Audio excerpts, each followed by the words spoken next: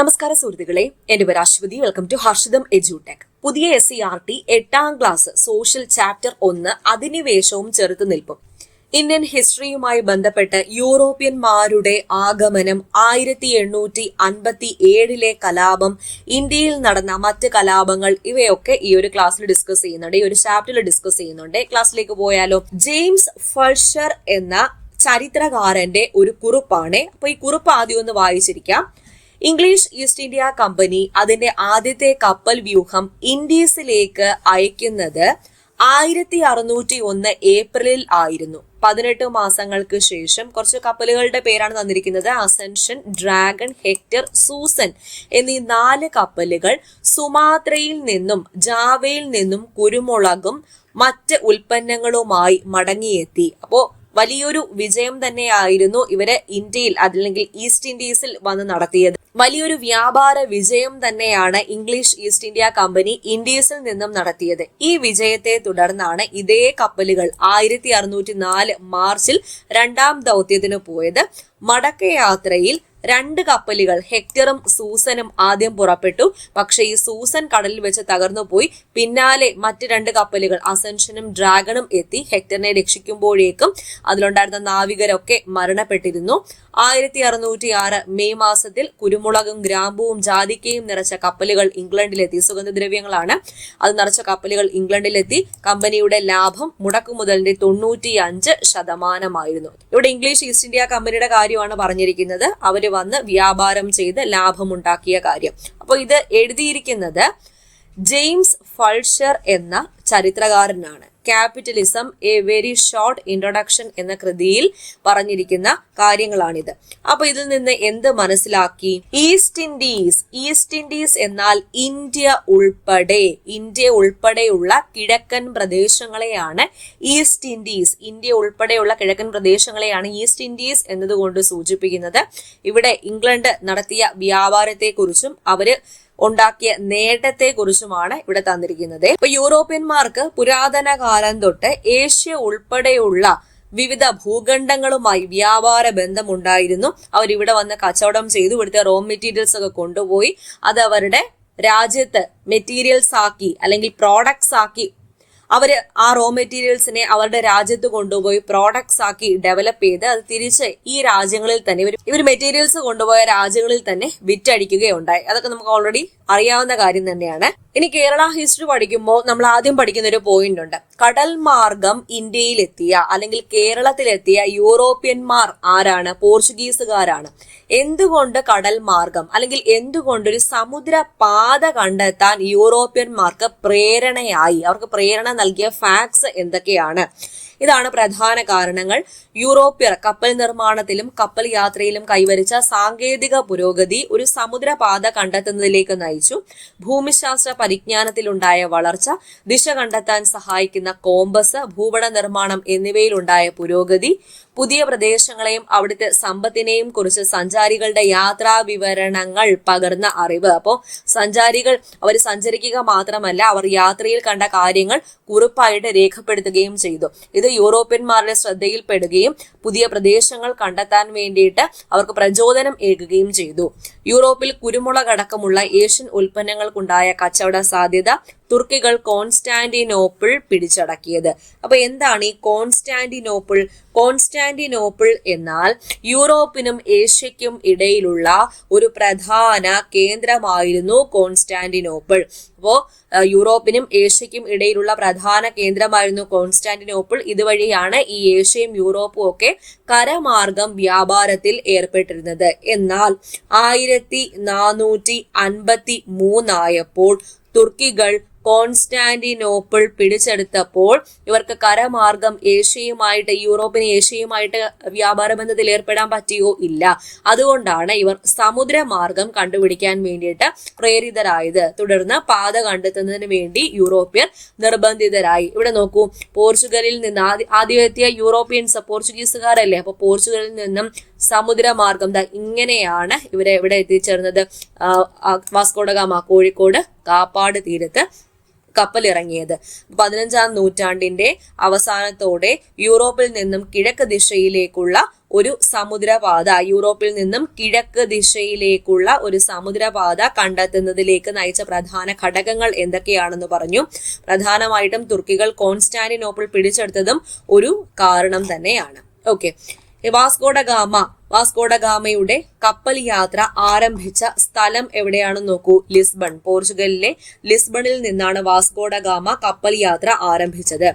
Vasco da Gama എത്തിച്ചേർന്ന സ്ഥലം എവിടെയാണ്? വാസ്കോഡഗാമ എവിടെ എത്തിച്ചേർന്നത്? കോഴിക്കോട് കാപ്പാട് ബീച്ചിലാണ് എത്തിച്ചേർന്നത്.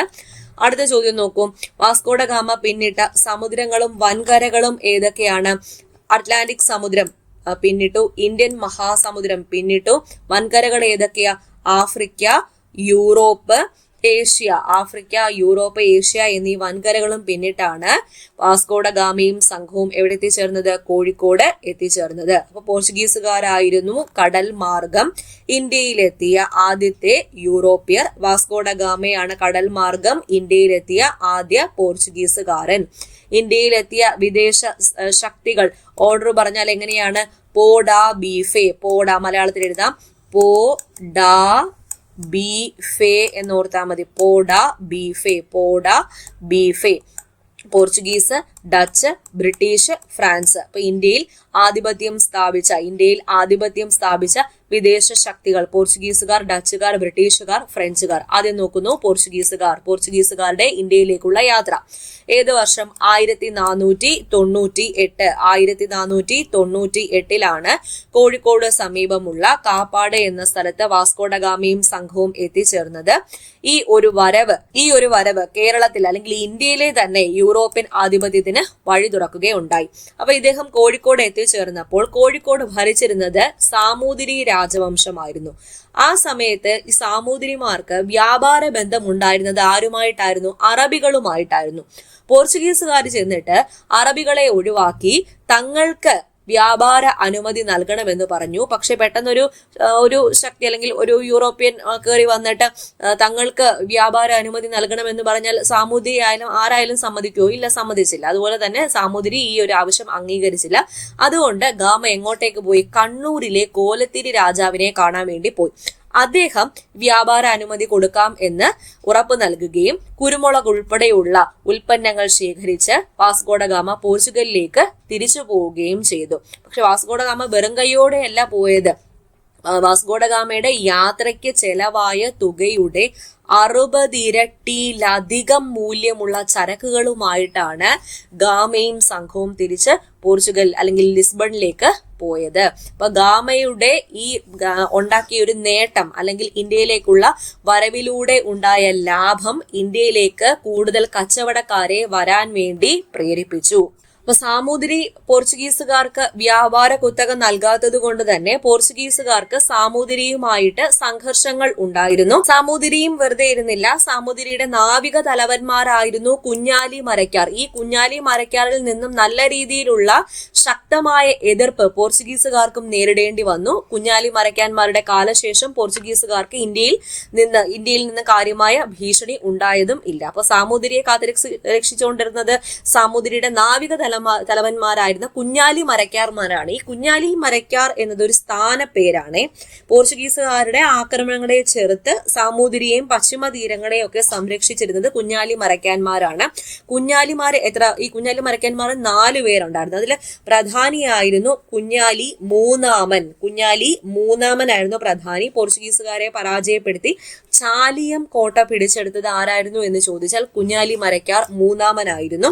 കുഞ്ഞാലി 4-ാമനെ പോർച്ചുഗീസുകാർ ഗോവയിൽ കൊണ്ടുപോയാണ് വധിച്ചത്. കുഞ്ഞാലിമാരുടെ പതനത്തോടെ സാമൂതിരിയുടെ അധപതനവും ആരംഭിച്ചു. അത് പറയുന്നതിന് മുന്നേ ഗാമ ഇന്ത്യയിലേക്ക് എത്തിച്ചേർന്ന കപ്പലുകളുടെ പേരാണ് ഇവിടെ കൊടുത്തിരിക്കുന്നത്. 3 കപ്പലുകളിലായിട്ടാണ് ഗാമയും സംഘവും ഇന്ത്യയിൽ എത്തിച്ചേർന്നത്. ഏതൊക്കെയാണ് ആ കപ്പലുകൾ? Sao Gabriel, Sao Rafael, Saint Berrio എന്നീ കപ്പലുകളാണ്. ഗബ്രിയേൽ, റാഫേൽ, ബെറിയോ എന്നീ കപ്പലുകളിലാണ് ഗാമയും സംഘവും എവിടെ എത്തിച്ചേർന്നത്? ഇന്ത്യയിൽ എത്തിച്ചേർന്നത്. കുഞ്ഞാലി മരക്കാർമാരെ കുറിച്ച് ഇവിടെ പോയിന്റ്സ് പറയുന്നുണ്ട്. ഞാൻ പറഞ്ഞ അതേ പോയിന്റ്സ് തന്നെയാണ്. കുഞ്ഞാലി മരക്കാർ എന്നത് ഒരു സ്ഥാനപ്പേരായിരുന്നു എന്നുള്ള കാര്യം ഓർക്കുക. 4 കുഞ്ഞാലി മരക്കാർമാരാണ് കുഞ്ഞാലിമാരാണ് ഉണ്ടായിരുന്നത്. അതിന് മൂന്നാമത്തെ കുഞ്ഞാലി വളരെ പ്രധാനപ്പെട്ട കുഞ്ഞാലിയായിരുന്നേ.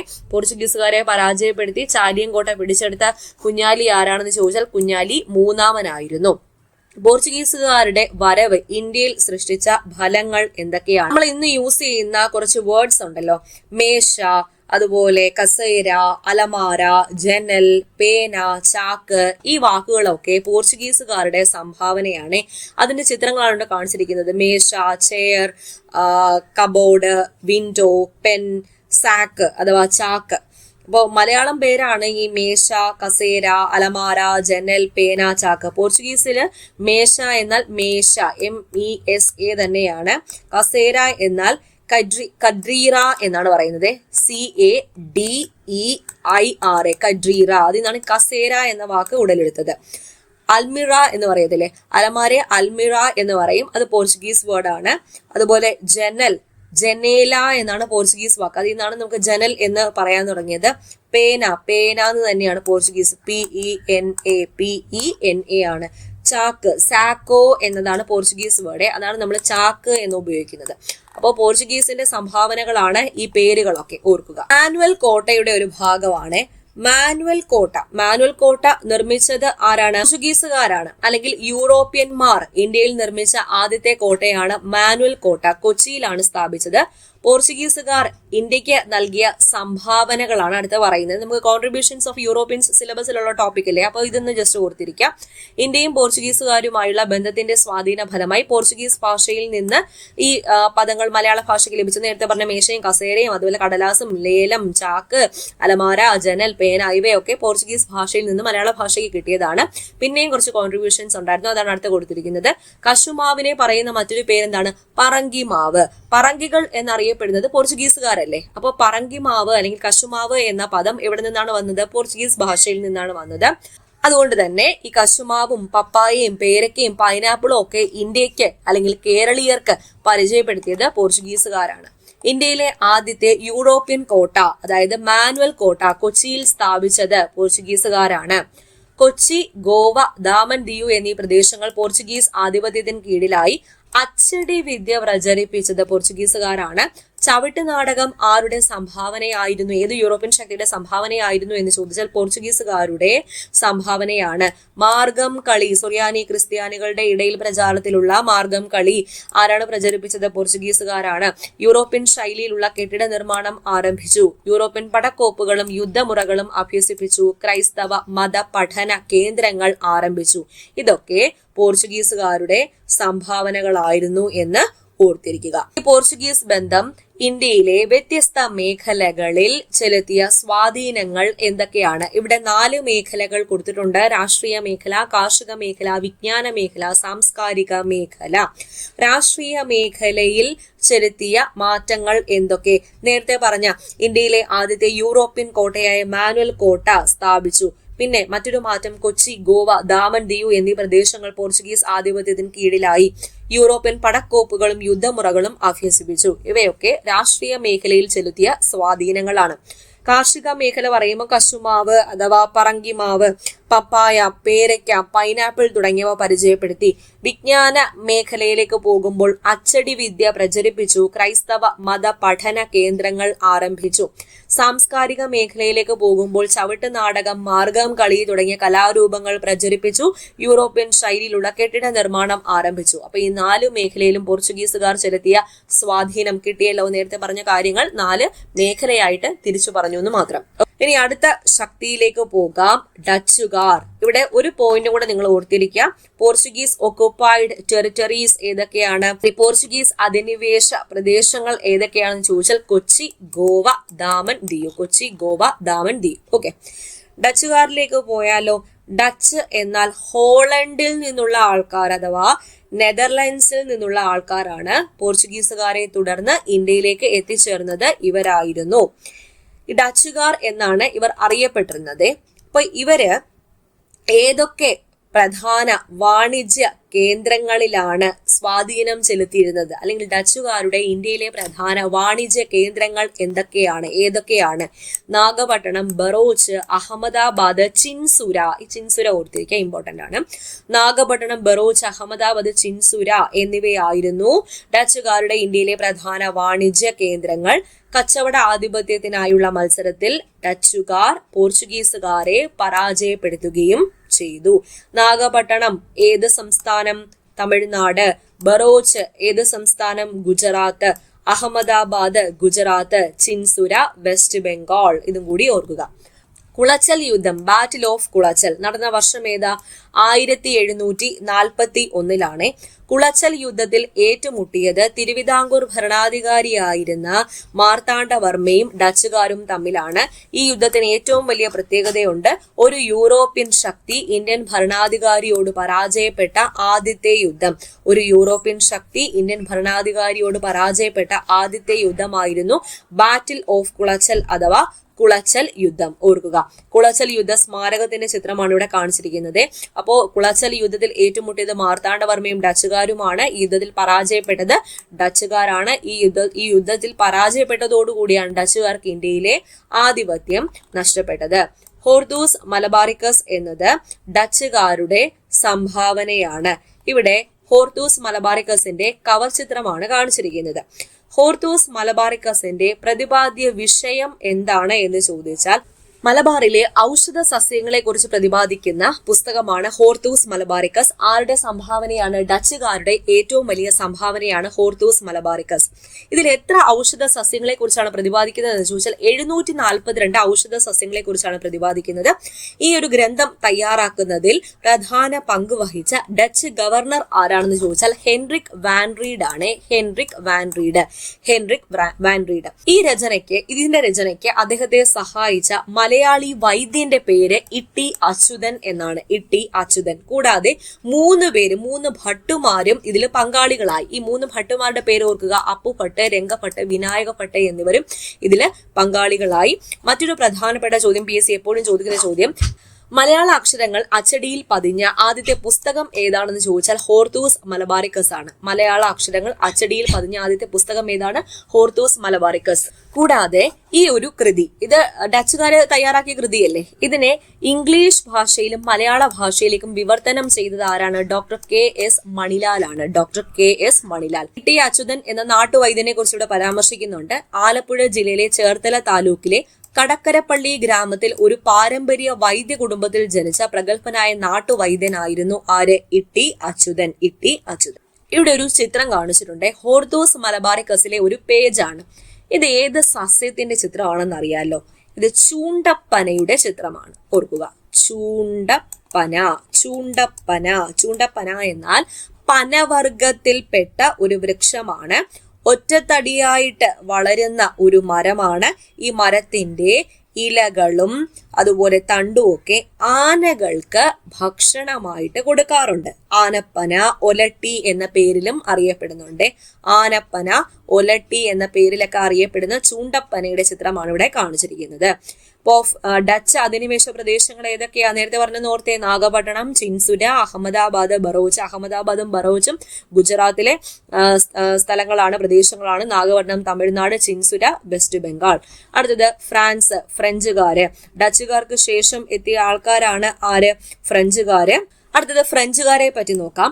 ഡച്ചുകാർക്ക് ശേഷം ബ്രിട്ടീഷുകാർ അല്ലെങ്കിൽ ഇംഗ്ലീഷുകാർ വന്നു, പിന്നീട് ഫ്രഞ്ചുകാർ വന്നു. അപ്പോൾ ഈ ബ്രിട്ടീഷുകാരും ഫ്രഞ്ചുകാരും തമ്മിൽ ആധിപത്യത്തിന് വേണ്ടിയിട്ട് യുദ്ധങ്ങൾ നടന്നിട്ടുണ്ടായിരുന്നു. ആ യുദ്ധങ്ങളുടെ പേരാണ് കർണാട്ടിക് യുദ്ധങ്ങൾ. അപ്പൊ കർണാട്ടിക് യുദ്ധങ്ങൾ ആരൊക്കെ തമ്മിൽ, ഏതൊക്കെ യൂറോപ്യൻ ശക്തികൾ തമ്മിലാണ് നടന്നത് എന്ന് ചോദിച്ചാൽ ബ്രിട്ടീഷുകാരും ഫ്രഞ്ചുകാരും തമ്മിലാണ് നടന്നത്. ജയിച്ചത് ആരാണ്? ബ്രിട്ടീഷുകാരാണ് ഇതിൽ ജയിച്ചത്. ഇതിന്റെ ഫലമായിട്ട് ഫ്രഞ്ചുകാർക്ക് ആകെ ഇത്ര പ്രദേശങ്ങൾ മാത്രമേ ലഭിച്ചുള്ളൂ. 4 പ്രദേശങ്ങൾ: പോണ്ടിച്ചേരി, യാനം, കാരക്കൽ, മാഹി. അപ്പൊ ഈ 4 പ്രദേശങ്ങൾ ഏത് യൂറോപ്യൻ ശക്തിയുടെ അധിനിവേശ പ്രദേശങ്ങളായിരുന്നു എന്ന് ചോദിച്ചാൽ ഫ്രഞ്ച് അധിനിവേശ പ്രദേശങ്ങളായിരുന്നു. ഫ്രഞ്ച് അധിനിവേശ പ്രദേശങ്ങൾ ഏതൊക്കെയാണ്? പോണ്ടിച്ചേരി, കാരക്കൽ, മാഹി, യാനം എന്നിവയാണ്. മാഹിയുടെ മറ്റൊരു പേരെന്താ? മയ്യഴി. ഫ്രഞ്ചുകാരുടെ അധീനതയിലുണ്ടായിരുന്ന മാഹി എന്ന പ്രദേശം പൂർണ്ണമായും കേരളത്തിലെ ഏത് ജില്ലയ്ക്കുള്ളിലാണ് എന്ന് ചോദിച്ചാൽ കണ്ണൂർ ജില്ലയ്ക്കുള്ളിലാണ് സ്ഥിതി ചെയ്യുന്നത്. കേന്ദ്രഭരണ പ്രദേശമായ പുതുച്ചേരിയുടെ ഭാഗം കൂടിയാണ് മാഹി. എം മുകുന്ദന്റെ മയ്യഴിപ്പുഴയുടെ തീരങ്ങളിൽ എന്ന കൃതി ഈ പ്രദേശത്തെ പശ്ചാത്തലത്തെ ആസ്പദമാക്കി എടുത്തതാണ്. സാഹിത്യത്തിൽ പഠിച്ചിട്ടുള്ള കൃതിയില്ലേ മയ്യഴിപ്പുഴയുടെ തീരങ്ങളിൽ എഴുതിയതാര എം മുകുന്ദൻ. അപ്പൊ എം മുകുന്ദന്റെ മയ്യഴിപ്പുഴയുടെ തീരങ്ങളിൽ എന്ന കൃതി ഈ മാഹി അല്ലെങ്കിൽ മയ്യഴി പ്രദേശത്തെ പശ്ചാത്തലമാക്കി രചിക്കപ്പെട്ടതാണ്. ഇവിടെ കൊടുത്തിരിക്കുന്ന ചിത്രത്തില് ഈ ട്രയാങ്കിൾ ഇട്ട് കൊടുത്തേക്കുന്ന പോർച്ചുഗീസ് അധിനിവേശ പ്രദേശങ്ങളാണ്. കൊച്ചി, ഗോവ, ദാമൻ, ദിയു. ഈ ഒരു കളറിൽ കൊടുത്തിരിക്കുന്നത് ഡച്ച് അധിനിവേശ പ്രദേശങ്ങളാണ്. നാഗപട്ടണം, ചിൻസുര, അഹമ്മദാബാദ്, ബറോച്ച്. പച്ച ഡോട്ടിൽ കൊടുത്തിരിക്കുന്നത് ഫ്രഞ്ച് അധിനിവേശ പ്രദേശം യാനം, പോണ്ടിച്ചേരി, കാരക്കൽ, മാഹി. ഓക്കെ, കർണാട്ടിക് യുദ്ധം നടന്നത് ആരൊക്കെ തമ്മിലായിരുന്നു എന്നിവിടെ കൊടുത്തിട്ടുണ്ട്. ബ്രിട്ടീഷുകാരും ഫ്രഞ്ചുകാരും തമ്മിലാണ്. ജയിച്ചത് ബ്രിട്ടീഷുകാരാണ്. കർണാടക എന്നത് തമിഴ്നാടിന്റെ ഭൂരിപക്ഷ പ്രദേശങ്ങളും ആന്ധ്രാപ്രദേശിന്റെ തെക്കൻ തീരപ്രദേശങ്ങളും കൂടി ഉൾപ്പെടുന്നതാണ് കർണാട്ടിക് മേഖല. ടോട്ടൽ എത്ര കർണാട്ടിക് യുദ്ധങ്ങൾ നടന്നു എന്ന് ചോദിച്ചാൽ 3 കർണാട്ടിക് യുദ്ധങ്ങളാണ് ടോട്ടലി നടന്നത്. ഓക്കെ, അപ്പൊ നേരത്തെ പറഞ്ഞ പോയിന്റ്സ് ഒക്കെ ഇവിടെ കിട്ടിയില്ല. പോർച്ചുഗീസ് അധിനിവേശ പ്രദേശം, ഡച്ച് അധിനിവേശ പ്രദേശം, ഫ്രഞ്ച് അധിനിവേശ പ്രദേശം. ഇനി കച്ചവടത്തിൽ നിന്നും അധികാരത്തിലേക്ക്. അപ്പോ ഈസ്റ്റ് ഇന്ത്യ കമ്പനിയെ കുറിച്ച് പറഞ്ഞു. 1600 ഫോം ചെയ്ത കമ്പനിയാണ്. ഏഷ്യയുമായിട്ടുള്ള വ്യാപാര ബന്ധത്തിന് വേണ്ടി ബ്രിട്ടീഷുകാർ 1600 രൂപീകരിച്ച കമ്പനിയാണ് ഇംഗ്ലീഷ് ഈസ്റ്റ് ഇന്ത്യ കമ്പനി. ഇപ്പൊ ഇംഗ്ലീഷ് ഈസ്റ്റ് ഇന്ത്യ കമ്പനിയുടെ പ്രതിനിധിയായ വില്യം ഹോക്കിൻസ് ആ സമയത്ത് ഇന്ത്യ ഭരിച്ചിരുന്ന മുഗൾ ചക്രവർത്തി ജഹാംഗീറിനെ ചെന്ന് കാണുകയും ജഹാംഗീറിൽ നിന്നും അനുമതി നേടി ഗുജറാത്തിലെ സൂററ്റിൽ ഒരു കച്ചവട താവളം അഥവാ ഫാക്ടറി സ്ഥാപിക്കുകയും ചെയ്തു. ആര്? Captain William Hawkins. തുടർന്ന് ഇന്ത്യയുടെ വിവിധ ഭാഗങ്ങളിൽ അവർ കമ്പനി ഫാക്ടറികൾ ആരംഭിച്ചു. മദ്രാസ്, ബോംബെ, കൽക്കട്ട എന്നീ പ്രദേശങ്ങളിൽ ആധിപത്യം നേടിക്കൊണ്ട് അവിടുത്തെ ഭരണത്തിൽ ഇടപെടാനും കമ്പനി തുടങ്ങി. അപ്പൊ വില്യം ഹോക്കിൻസ് ആരെയാ പോയി കണ്ടത്? ജഹാംഗീറിനെ പോയി കണ്ടിട്ടാണ് സൂററ്റിൽ ഒരു കച്ചവട താവളം അഥവാ ഫാക്ടറി തുടങ്ങാനുള്ള അനുമതി നേടിയത്. അങ്ങനെ ചെറിയ രീതിയിലൊക്കെ അവർ ഭരണത്തിൽ ഇടപെടാനും തുടങ്ങി. ഇനി ബ്രിട്ടീഷുകാർ ഇന്ത്യയിൽ രാഷ്ട്രീയ ആധിപത്യം സ്ഥാപിക്കുന്നത് ഏത് യുദ്ധത്തിലൂടെയാണെന്ന് ചോദിച്ചാൽ പ്ലാസി യുദ്ധത്തിലൂടെയാണ്. PSC 1 മാർക്ക് ചോദ്യം. ബ്രിട്ടീഷുകാർ ഇന്ത്യയിൽ രാഷ്ട്രീയ ആധിപത്യം സ്ഥാപിക്കുന്നത് ഏത് യുദ്ധത്തിലൂടെയാണ്? പ്ലാസി യുദ്ധം നടന്ന വർഷം 1757. പ്ലാസി യുദ്ധത്തിൽ ഏറ്റുമുട്ടിയത് ആരൊക്കെ? ബംഗാളിലെ നവാബായിരുന്ന സിറാജുദ്ദൗളയും റോബർട്ട് ക്ലൈവിന്റെ നേതൃത്വത്തിലുള്ള ഈസ്റ്റ് ഇന്ത്യ കമ്പനിയുടെ സൈന്യവുമാണ്. ഇതിൽ പരാജയപ്പെട്ടത് സിറാജുദ്ദൗളയാണ്. അപ്പോൾ പ്ലാസി യുദ്ധത്തിൽ ഏറ്റുമുട്ടിയത് സിറാജുദ്ദൗളയും റോബർട്ട് ക്ലൈവും ആണ്. പരാജയപ്പെട്ടത് സിറാജുദ്ദൗളയാണ്. അങ്ങനെ ബംഗാളിന്റെ ഭരണം ഇംഗ്ലീഷ് ഈസ്റ്റ് ഇന്ത്യ കമ്പനി പിടിച്ചെടുത്തു. കൂടാതെ ബ്രിട്ടീഷുകാർക്ക് ഇന്ത്യയിലെ മറ്റു പ്രദേശങ്ങൾ തങ്ങളുടെ അധീനതയിൽ കൊണ്ടുവരാൻ ഈ ഒരു ബംഗാളിന്റെ ഭരണം പിടിച്ചെടുത്തതോടുകൂടി സഹായകവും ആയി. ബംഗാളിൽ നിന്നും പിരിച്ച ഭൂനികുതി കൊണ്ട് ഈ ബ്രിട്ടീഷുകാർ തങ്ങളുടെ സൈനിക ശക്തി മെച്ചപ്പെടുത്തുകയും ചെയ്തു. അടുത്ത യുദ്ധമാണ് ബക്സാർ യുദ്ധം. 1764 ബക്സാർ യുദ്ധം നടന്നത്. ഈ ബക്സാർ യുദ്ധത്തിന്റെ വിജയത്തെ തുടർന്ന് ബീഹാർ, ബംഗാൾ, ഒറീസ എന്നീ പ്രവിശ്യകളിലെ നികുതി പിരിക്കാനുള്ള അവകാശം കൂടി ഇംഗ്ലീഷ് ഈസ്റ്റ് ഇന്ത്യ കമ്പനിക്ക് കിട്ടി. ബീഹാർ, ബംഗാൾ, ഒറീസ. അങ്ങനെ ഇന്ത്യയിൽ ഇംഗ്ലീഷ് ഈസ്റ്റ് ഇന്ത്യ കമ്പനിയുടെ ഭരണ സാന്നിധ്യം ശക്തമായി. ബക്സാർ യുദ്ധത്തിൽ ബ്രിട്ടീഷുകാർ പരാജയപ്പെടുത്തിയത് മുഗൾ ഭരണാധികാരിയായിരുന്ന ഷാ ആലം രണ്ടാമൻ, അവധിലെ നവാബായിരുന്ന ഷൂജാ ഉദ്ദൗള, ബംഗാളിലെ നവാബായിരുന്ന മിർ കാസിം ഇവരുടെ സംയുക്ത സൈന്യത്തെയാണ് ബക്സാർ യുദ്ധത്തിൽ ആര് പരാജയപ്പെടുത്തിയത്? ബ്രിട്ടീഷുകാർ പരാജയപ്പെടുത്തിയത്. വർഷം 1764. ഇനി ഇവിടെ 3 പോയിന്റ്സ് ബുള്ളറ്റിൽ തന്നിട്ടുണ്ട്, ഓർക്കുക, ഇമ്പോർട്ടന്റ് ആണ്. 1639 മദ്രാസ് തുറമുഖത്തിന്റെ ചുങ്കവരുമാനത്തിന്റെ പകുതി നൽകണമെന്ന ഉപാധിയോടെ മദ്രാസിന്റെ പ്രാദേശിക രാജാവായ ദമർല വെങ്കടാദ്രി നായക ദീർഘകാലത്തേക്ക് മദ്രാസ് തുറമുഖം ബ്രിട്ടീഷുകാർക്ക് നൽകി. എന്ത് കൊടുക്കാം എന്ന കരാറിൽ? മദ്രാസ് തുറമുഖത്തിന്റെ ചുങ്കവരുമാനത്തിന്റെ പകുതി നൽകണം എന്ന ധാരണയിൽ 1639. ബോംബെ എന്ന പ്രദേശം ഇംഗ്ലീഷ് ഈസ്റ്റ് ഇന്ത്യ കമ്പനിക്ക് കിട്ടാൻ കാരണമായത് 1662 പോർച്ചുഗീസ് രാജകുമാരിയായ കാതറിനെ ബ്രിട്ടീഷ് രാജാവ് ചാൾസ് രണ്ടാമൻ വിവാഹം ചെയ്തപ്പോൾ സ്ത്രീധനമായിട്ട് അല്ലെങ്കിൽ ഉപഹാരമായിട്ട് ബോംബെ പ്രദേശം ഇവർക്ക് കിട്ടി. പിന്നീട് ഈ പ്രദേശം ഇംഗ്ലീഷ് ഈസ്റ്റ് ഇന്ത്യ കമ്പനിക്ക് കൈമാറുകയും ചെയ്തു. ഓക്കെ, ഏത് പ്രദേശം? ബോംബെ. ഇനി കൽക്കട്ട എങ്ങനെയാണ് കിട്ടിയത്? 1698 സുധനദി, കാലിക്കട്ട, ഗോവിന്ദ്പൂർ എന്നീ 3 ഗ്രാമങ്ങൾക്ക് ചുറ്റും ബ്രിട്ടീഷുകാർ ഒരു കോട്ട പണിതു. ആ കോട്ടയാണ് വില്യം കോട്ട. നമ്മൾ ഹിസ്റ്ററിയിൽ പഠിക്കുന്നതാണ്. വില്യം കോട്ട പണിതത്, ഫോർട്ട് വില്യം പണിതത് ബ്രിട്ടീഷുകാരാണ്. ഈ പ്രദേശമാണ് ക്രമേണ പട്ടണമായി മാറി അങ്ങനെ കൽക്കട്ട എന്ന പേരിൽ അറിയപ്പെട്ടു. അപ്പോൾ ബോംബെയും മദ്രാസും കൽക്കട്ടയും ഒക്കെ എങ്ങനെയാണ് ഇംഗ്ലീഷ് ഈസ്റ്റ് ഇന്ത്യ കമ്പനിക്ക് കിട്ടിയത് എന്നാണ് ഇവിടെ കൊടുത്തിരിക്കുന്നത്. ഇനി റോബർട്ട് ക്ലൈവ് പറഞ്ഞൊരു കോട്ടാണ് PSC റിപ്പീറ്റിംഗ് ചോദ്യം. എനിക്ക് 2000 പട്ടാളക്കാരെ അയച്ചു തരിക, ഞാൻ ഇന്ത്യയെ പിടിച്ചടക്കാം. Send me 2000 soldiers, I will conquer India എന്ന് പറഞ്ഞത് ആരാണ്? റോബർട്ട് ക്ലൈവ് ആണ്. Robert Clive. എന്തുകൊണ്ടായിരിക്കും ഈ റോബർട്ട് ക്ലൈവ് ഇപ്രകാരം അഭിപ്രായപ്പെട്ടത്?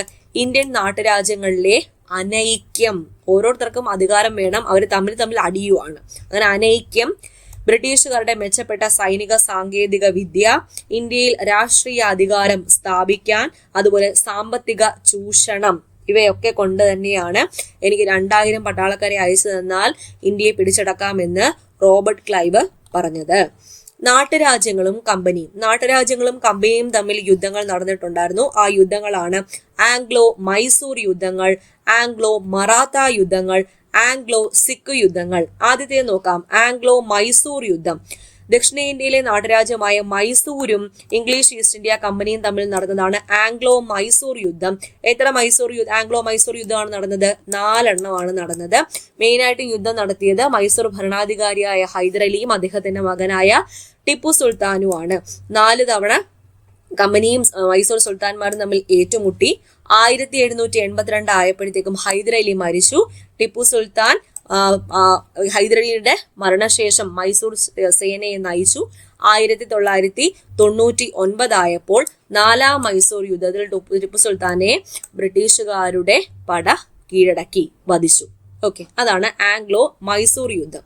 അടുത്തത് ആംഗ്ലോ മറാത്ത യുദ്ധം. എത്ര എണ്ണമാണ് നടന്നത്? 3 എണ്ണമാണ് നടന്നത്. മറാത്ത രാജ്യവും ഇംഗ്ലീഷ് ഈസ്റ്റ് ഇന്ത്യ കമ്പനിയും തമ്മിൽ നടന്നതാണ്. 3ാം ആംഗ്ലോ മറാത്ത യുദ്ധത്തോടെ മറാത്ത എന്ന പ്രദേശം ബ്രിട്ടീഷുകാർക്ക് കിട്ടുകയും ചെയ്തു. ഇനി ബ്രിട്ടീഷുകാരും സിഖുകാരും തമ്മിൽ നടന്ന യുദ്ധമാണ് ആംഗ്ലോ സിഖ് യുദ്ധം. അപ്പൊ ഈ യുദ്ധങ്ങളിലെ സിഖുകാർ പരാജയപ്പെട്ടപ്പോൾ പഞ്ചാബ് ബ്രിട്ടീഷുകാർക്ക് കിട്ടുകയും ചെയ്തു. അങ്ങനെ ഓരോരോ പ്രദേശങ്ങളായിട്ട് ബ്രിട്ടീഷുകാര് കീഴടക്കിക്കൊണ്ടേയിരുന്നേ. അപ്പോൾ ആംഗ്ലോ മൈസൂർ യുദ്ധം, ആംഗ്ലോ മറാത്ത യുദ്ധം, ആംഗ്ലോ സിഖ് യുദ്ധം, ഇത് 3ഉം ഓർക്കുക.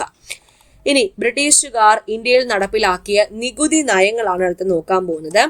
ആദ്യത്തേത് ശാശ്വത ഭൂനികുതി വ്യവസ്ഥ. നടപ്പിലാക്കിയ വർഷം 1793.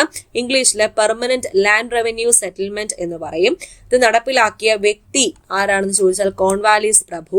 ഏതൊക്കെ പ്രദേശങ്ങളിലാണ് നടപ്പിലാക്കിയതെന്ന് ചോദിച്ചാൽ ബംഗാൾ, ബീഹാർ, ഒഡീഷ എന്നീ പ്രദേശങ്ങളിലാണ് നടപ്പിലാക്കിയത് ശാശ്വത ഭൂനികുതി വ്യവസ്ഥ. ഈ വ്യവസ്ഥയുടെ സവിശേഷതകൾ എന്തെല്ലാമായിരുന്നു? ഭൂ ഉടമകളായിരുന്ന ജമീന്ദാർമാർ ബ്രിട്ടീഷുകാർക്ക് വേണ്ടി ഉയർന്ന നിരക്കിൽ നികുതി പിരിച്ചു. അപ്പൊ ശാശ്വത ഭൂനികുതി വ്യവസ്ഥയിൽ ബ്രിട്ടീഷുകാർക്ക് വേണ്ടി നികുതി പിരിച്ചവർ ആരായിരുന്നു? ജമീന്ദാർമാരായിരുന്നു. ഇവർ ഭൂ ഉടമകളായിരുന്നു. വിളവിലുള്ള ഏറ്റക്കുറച്ചിലുകൾ പരിഗണിക്കാതെ നിശ്ചിത തുക തന്നെ കർഷകർ നിർബന്ധമായിട്ട് നികുതി കൊടുക്കണമായിരുന്നു. കൂടുതൽ വിളവ് കിട്ടിയാലും കുറച്ച് കിട്ടിയാലും ഒന്നും കിട്ടിയില്ലെങ്കിലും ഇവര് ഈ കർഷകർ എന്ത് കൊടുക്കണം? നിശ്ചിത തുക നിർബന്ധമായിട്ടും നികുതി കൊടുക്കണമായിരുന്നു.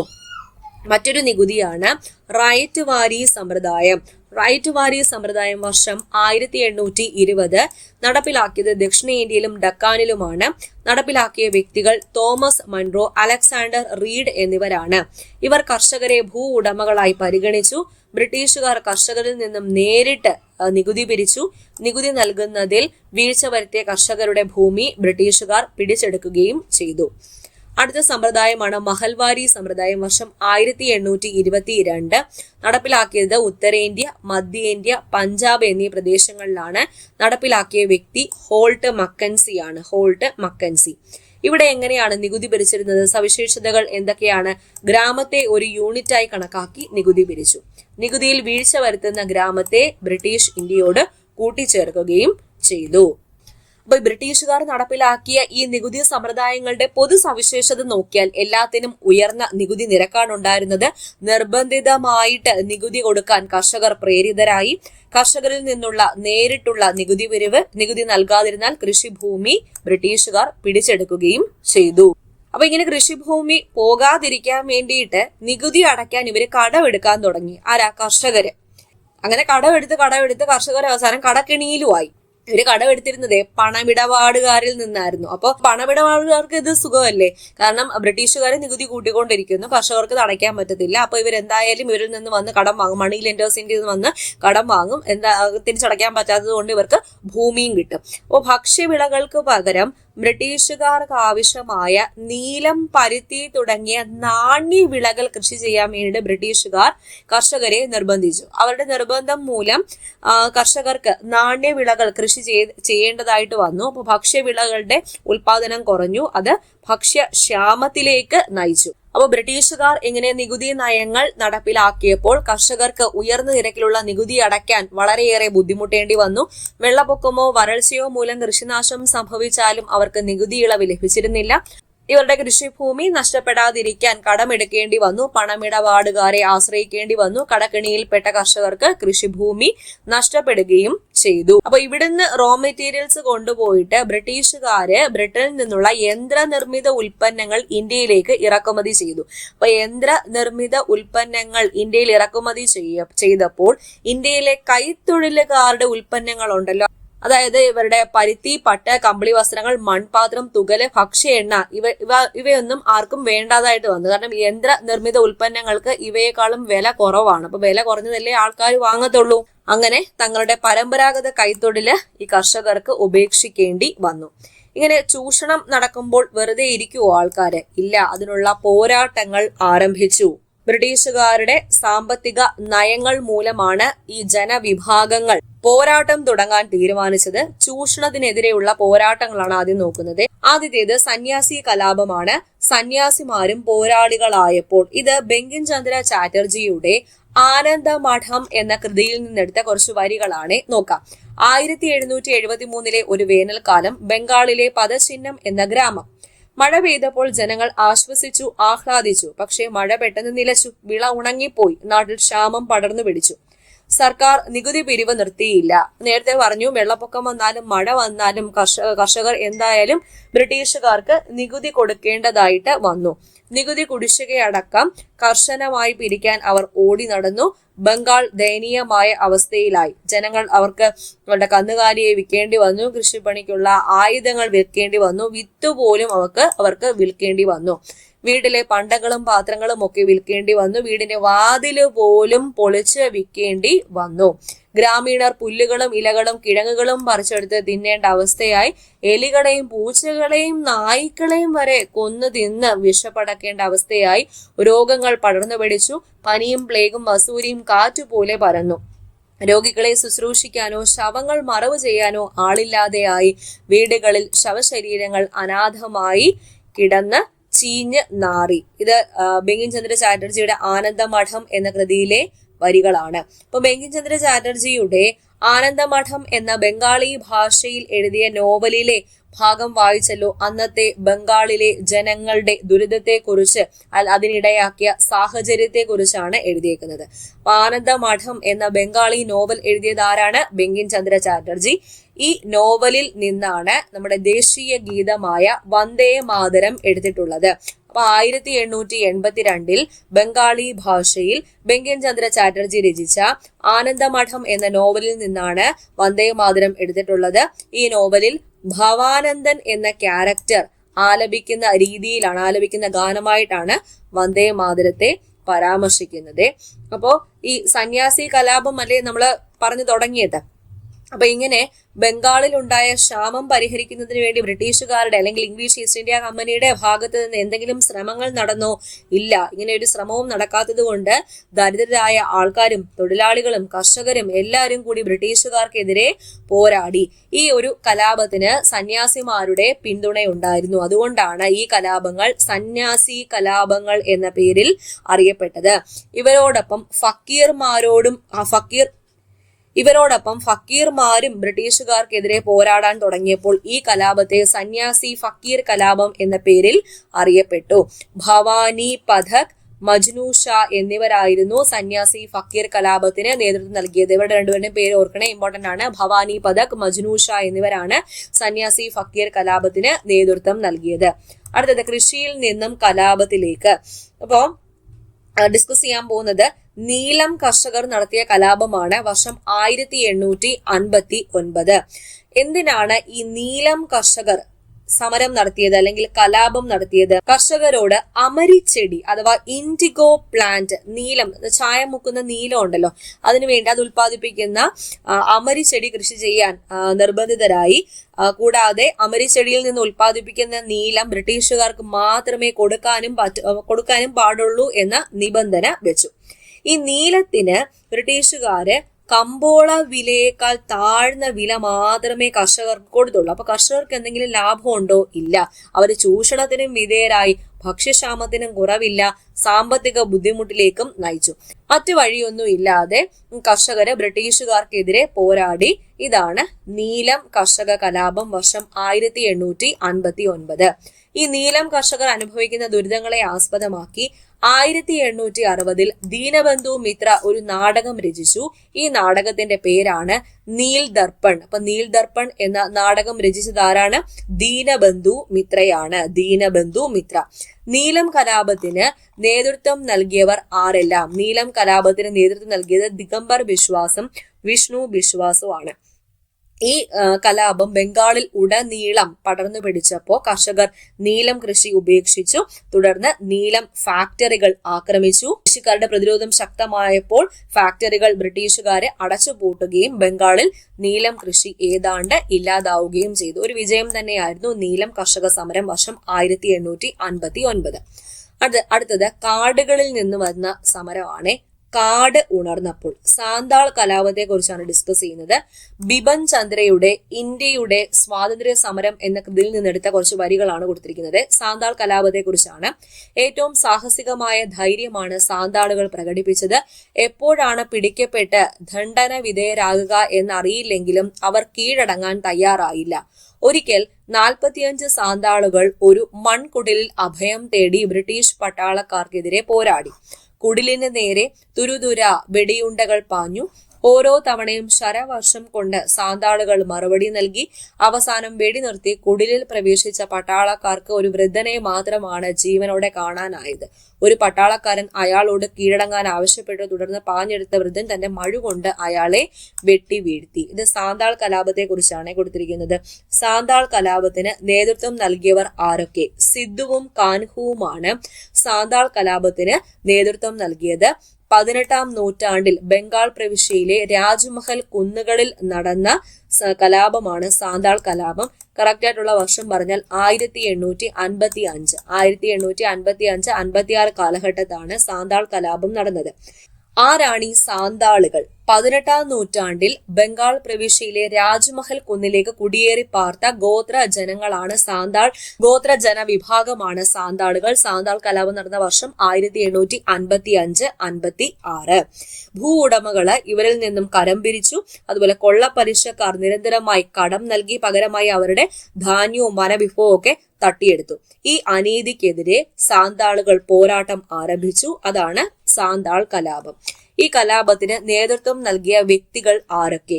സിദ്ധുവും കാൻഹുവുമാണ് സാന്താൾ കലാപത്തിന് നേതൃത്വം നൽകിയത്.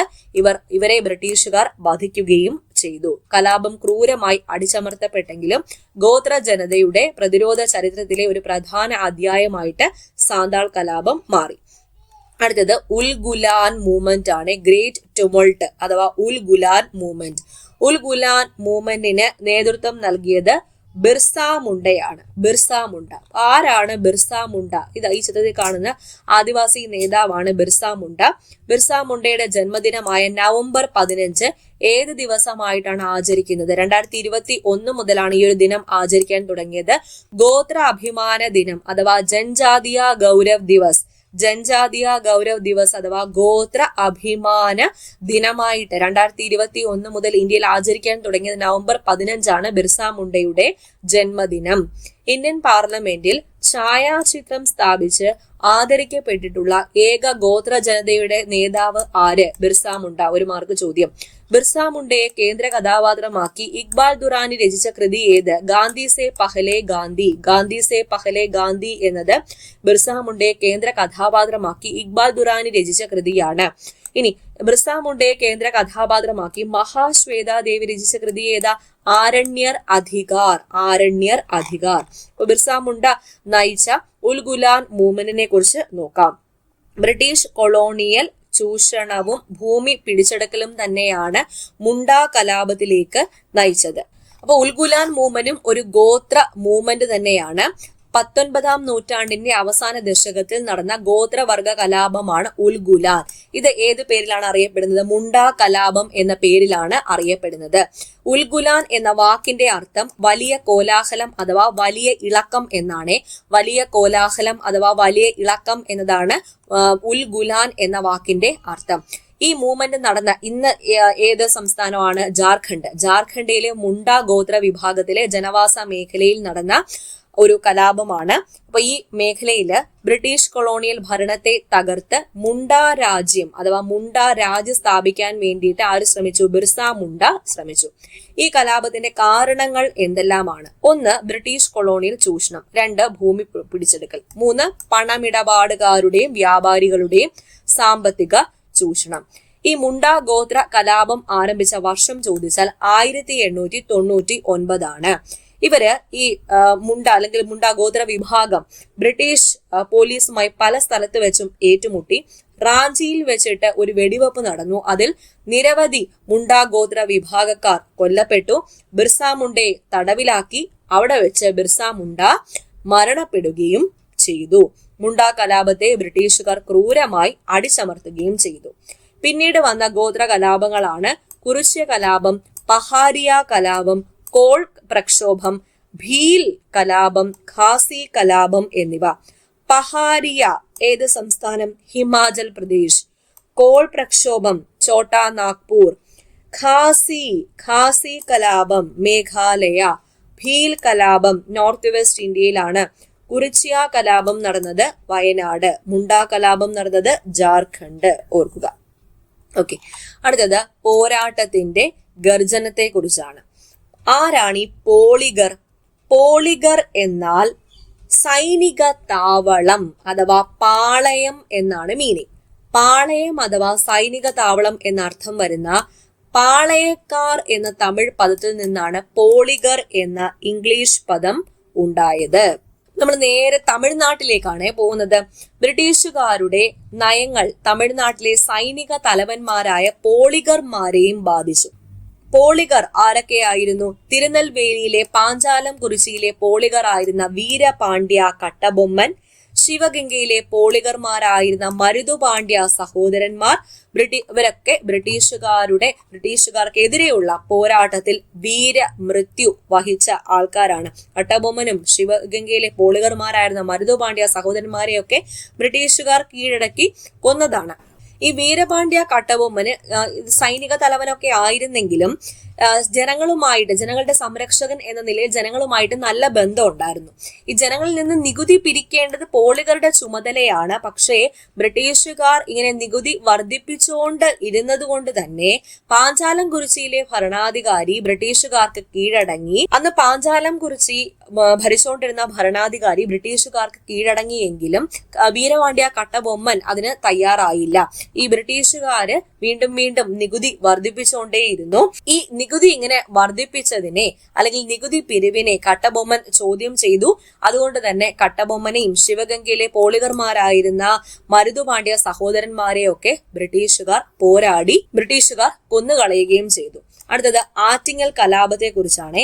ഇന്ത്യയിൽ ബ്രിട്ടീഷുകാർക്കെതിരെ നടന്ന ആദ്യകാല സംഘടിത കലാപം. PSC 1 മാർക്ക് ചോദ്യം. ഇന്ത്യയിൽ ബ്രിട്ടീഷുകാർക്കെതിരെ നടന്ന ആദ്യകാല സംഘടിത കലാപമാണ് ആറ്റിങ്ങൽ കലാപം. വർഷം ഏതാ? 1721.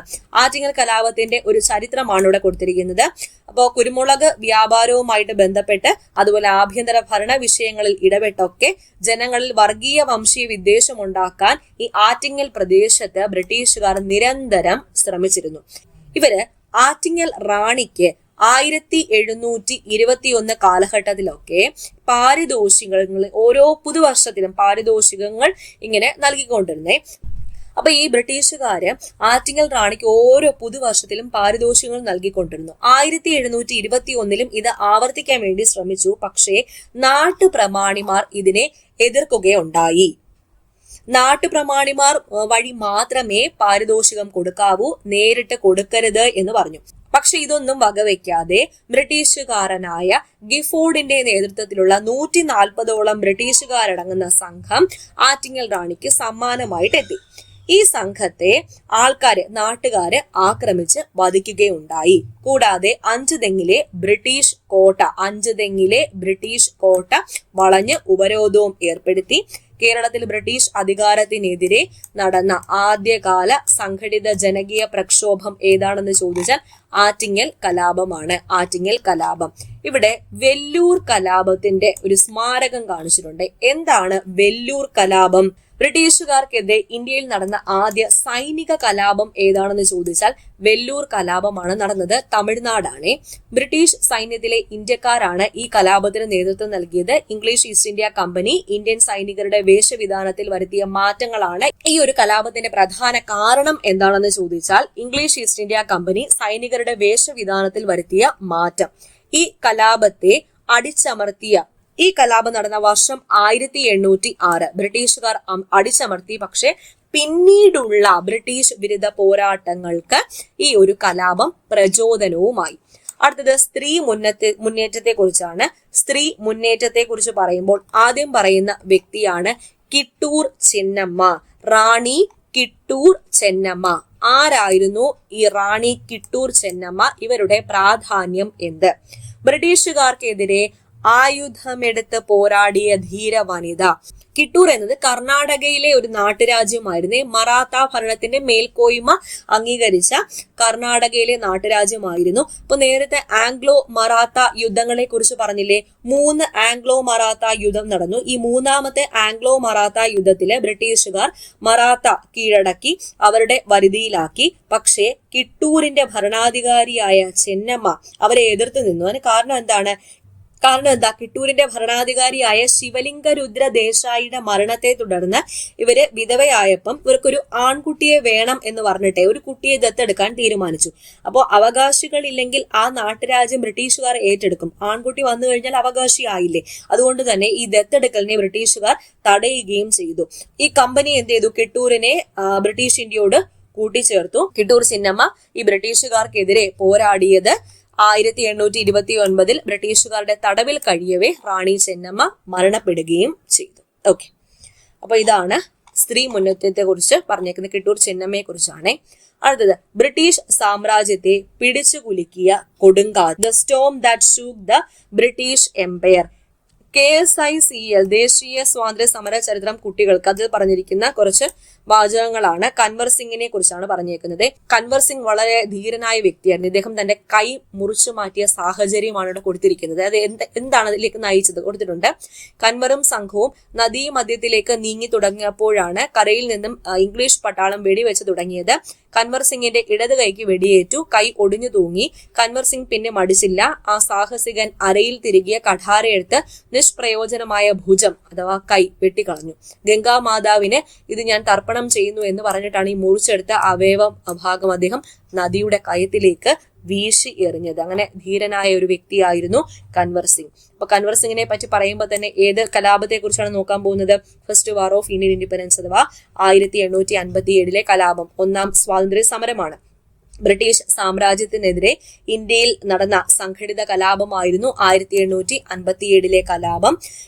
അതുകൊണ്ട് തന്നെ ചരിത്രകാർ ഈ ഒരു കലാപത്തെ ഇന്ത്യയുടെ 1ാം സ്വാതന്ത്ര്യ സമരം എന്നാണ് വിശേഷിപ്പിച്ചത്.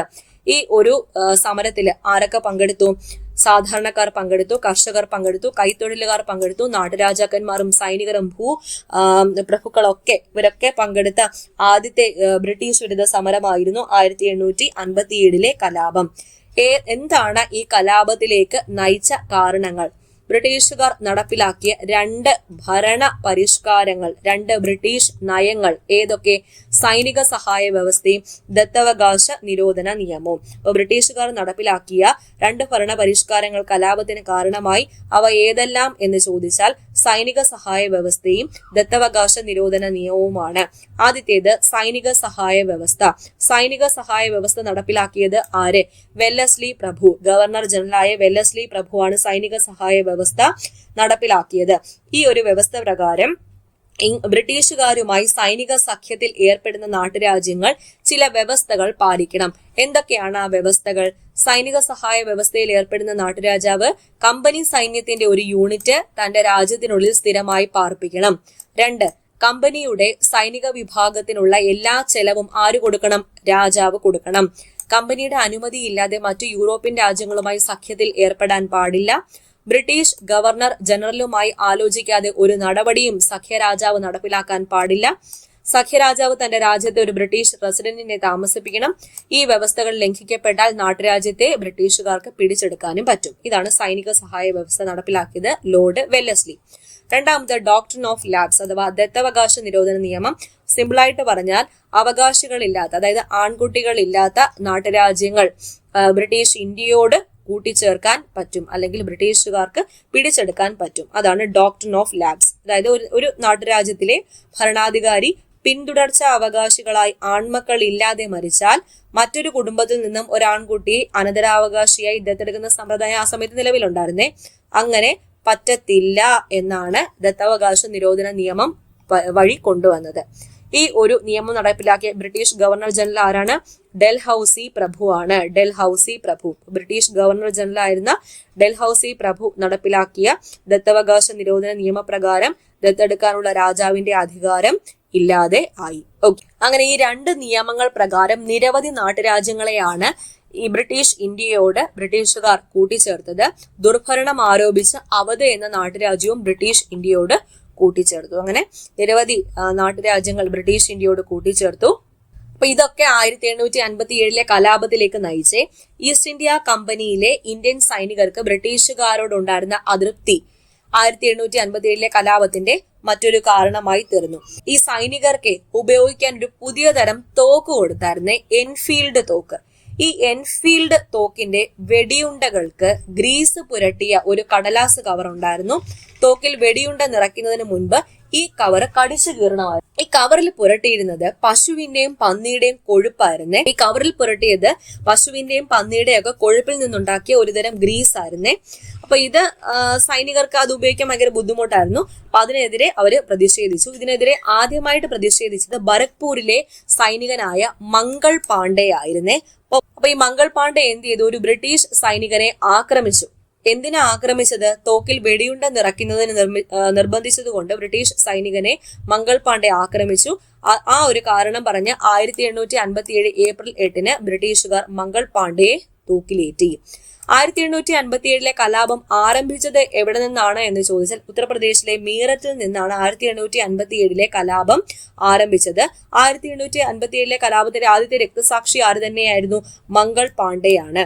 ഈ കലാപകാരികള് ഇന്ത്യയുടെ ഭരണാധികാരിയായി പ്രഖ്യാപിച്ചത് ആരെയാണ്? മുഗൾ ഭരണാധികാരിയായ ബഹദൂർ ഷാ രണ്ടാമനെയാണ് ഇന്ത്യയുടെ ഭരണാധികാരിയായിട്ട് പ്രഖ്യാപിച്ചത്. സൈനികരെ കൂടാതെ അധികാരം നഷ്ടപ്പെട്ട നാട്ടുരാജ്യങ്ങളുടെ ഭരണാധികാരികള്, കർഷകര്, മറ്റ് ജനവിഭാഗങ്ങളൊക്കെ ഈ ഒരു കലാപത്തില് പങ്കെടുത്തു. നിരവധി ഇന്ത്യക്കാരെ വെടിവെച്ച് കൊല്ലുകയുണ്ടായി. ഈ ബ്രിട്ടീഷുകാര് വളരെയധികം പേര് പീരങ്കിക്ക് ഇരയാകുകയുണ്ടായി. അനേകായിരം ആൾക്കാരെ ജീവനോടെ തലകീഴായിട്ട് കെട്ടിത്തൂക്കുകയുണ്ടായി.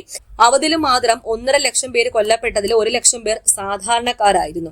ഈ കലാപത്തിന്റെ യഥാർത്ഥ ശക്തി എന്ന് പറയുന്നത് ഹിന്ദു മുസ്ലിം ഐക്യമായിരുന്നേ. ഹിന്ദു മുസ്ലിം ഐക്യം. നമ്മൾ നേരത്തെ കൻവർ സിംഗിനെ കുറിച്ച് പറഞ്ഞില്ലേ, അതുപോലെ തന്നെ ഈ കലാപത്തിന് നേതൃത്വം നൽകിയ മറ്റു ആൾക്കാരെ കുറിച്ചാണ് ഇവിടെ കൊടുത്തിരിക്കുന്നത്. ഡൽഹിയിൽ നേതൃത്വം നൽകിയത് ബഹദൂർ ഷാ രണ്ടാമനും ജനറൽ ഭക്ത് ഖാനും ചേർന്നിട്ടാണ്. ബഹദൂർ ഷാ രണ്ടാമന്റെ സവിശേഷത, കലാപകാരികൾ ഇന്ത്യയുടെ ചക്രവർത്തിയായി പ്രഖ്യാപിച്ചത് ഇദ്ദേഹത്തെയാണ്. വിപ്ലവാനന്തരം ബ്രിട്ടീഷുകാർ റങ്കൂണിലേക്ക് ഇദ്ദേഹത്തിനെ നാടുകടത്തുകയും ചെയ്തു. ജനറൽ ഭക്ത് ഖാനും ഡൽഹിയിൽ നടന്ന കലാപത്തിന് നേതൃത്വം നൽകി. ബഹദൂർ ഷാ രണ്ടാമന്റെ സൈനിക ജനറൽ ആയിരുന്നു general Bakht Khan.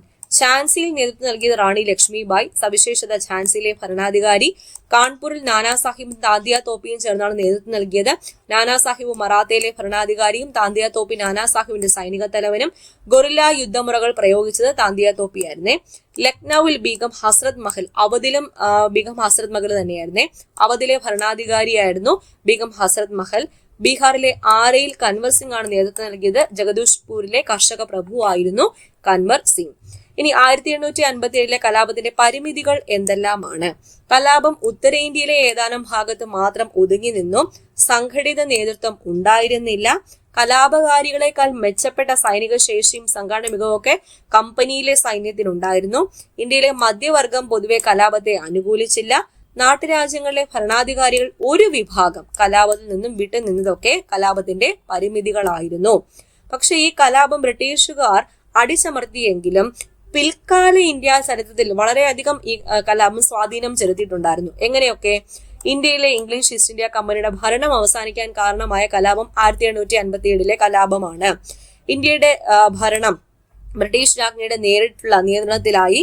Governor general എന്നതിന് പകരം വൈസ്രോയ് എന്ന പദവി നിലവിൽ വന്നു. ഇന്ത്യയുടെ പിൽക്കാല ദേശീയ പ്രസ്ഥാനങ്ങൾക്ക് ഈ ഒരു കലാപം നേതൃത്വം നൽകുകയും ചെയ്തു. 1857 കലാപത്തെ പ്രതിപാദിച്ചുകൊണ്ട് സിനിമയും സാഹിത്യകൃതികളും ഒക്കെ വന്നിട്ടുണ്ടായിരുന്നേ. ആദ്യം പറയുന്നത് സിനിമയാണ്. മോഹൻ സിൻഹയുടെ 1857 കേതൻ മേത്ത സംവിധാനം ചെയ്ത മംഗൾ പാണ്ഡെ ദ റൈസിംഗ്, ക്രിഷ് ഗർലാമുഡിയുടെ Manikarnika the queen of Jhansi, ഈ 3 ചലച്ചിത്രങ്ങൾ ഓർത്തിരിക്കുക. അവരുടെ ചിത്രങ്ങളുടെ സംവിധായകരുടെ പേരും കൂടി. കൃതികളാണ് മഹാശ്വേത ദേവിയുടെ ഝാൻസി റാണി എന്ന കൃതി, മലയാറ്റൂർ രാമകൃഷ്ണന്റെ അമൃതം തേടി എന്ന കൃതി. ഇവയൊക്കെ 1857 കലാപം പശ്ചാത്തലമാക്കി രചിക്കപ്പെട്ടതാണ്. ഓക്കെ, അപ്പൊ ഇത്രയാണ് ഈ ഒരു ചാപ്റ്റർ. വളരെ ഡീറ്റെയിൽ ആയിട്ട് യൂറോപ്യന്മാരുടെ ആഗമനവും 1857 കലാപവും ഇന്ത്യയിൽ നടന്ന മറ്റ് കലാപങ്ങളും ഡിസ്കസ് ചെയ്തിട്ടുണ്ട്. നന്നായിട്ട് തന്നെ പഠിച്ചു വെക്കുക. ഒരുപാട് ക്വസ്റ്റ്യൻസ് അടങ്ങിയ ചാപ്റ്റർ ആണേ. അപ്പൊ അടുത്ത ക്ലാസ്സിൽ വീണ്ടും കാണാം. താങ്ക്